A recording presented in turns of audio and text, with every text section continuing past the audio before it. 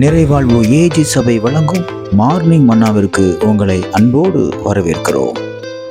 கர்த்தருடைய பரிசுத்த நாம் மகிமைப்படுவதாக. இந்த நாளில் உங்களை சந்திப்பதிலே மிகுந்த சந்தோஷம். எனக்கு அன்பான தேவ பிள்ளைகளே, நான் நிறைய ஹார்ட் ஒர்க் பண்ணி ரொம்ப கடினமா உழைச்சி மேல போறேன்.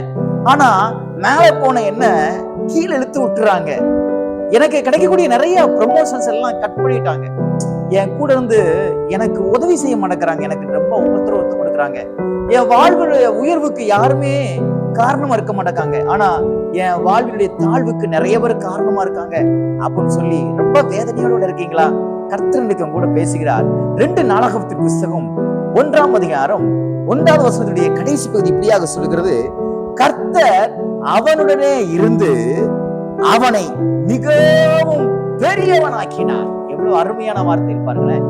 கர்த்தர் சாலமோனோட இருந்து அவனை கர்த்தர் பெரியவனாக்கினார். பெரியவன். எனக்கு அன்பான தேவ பிள்ளைகளே, நன்றாக புரிந்து கொள்ளுங்கள். உலகத்தில் இருக்கிறவனை காட்டிலும் உங்களோடு இருக்கிறவர், என்னோடு இருக்கிறவர் பெரியவர். ஆகையால் உலக மனுஷனுக்கு இருக்கக்கூடிய உயர்வை காட்டிலும், உலக மனுஷனுக்கு வரக்கூடிய உயர்வை காட்டிலும் தேவன் உங்களுக்கும் எனக்கும் ஒரு பெரிய மேன்மை வைத்திருக்கிறார். அதை ஒருவனும் தடை செய்ய முடியாது. அதை நீங்க விசுவாசிக்கணும். ஏனென்றால் சாலமோனோட கூட கர்த்தர் இருந்தார். அவனை கர்த்தர் மிகவும் பெரியவன். ஆகையால் பயப்படாதீங்க. உங்க உயர்வை யாரும் கட் பண்ண முடியாது, தடை பண்ண முடியாது, ஸ்டாப் பண்ணி வைக்க முடியாது. காரணம், கர்த்தர் உங்க கூட இருக்கிறார்.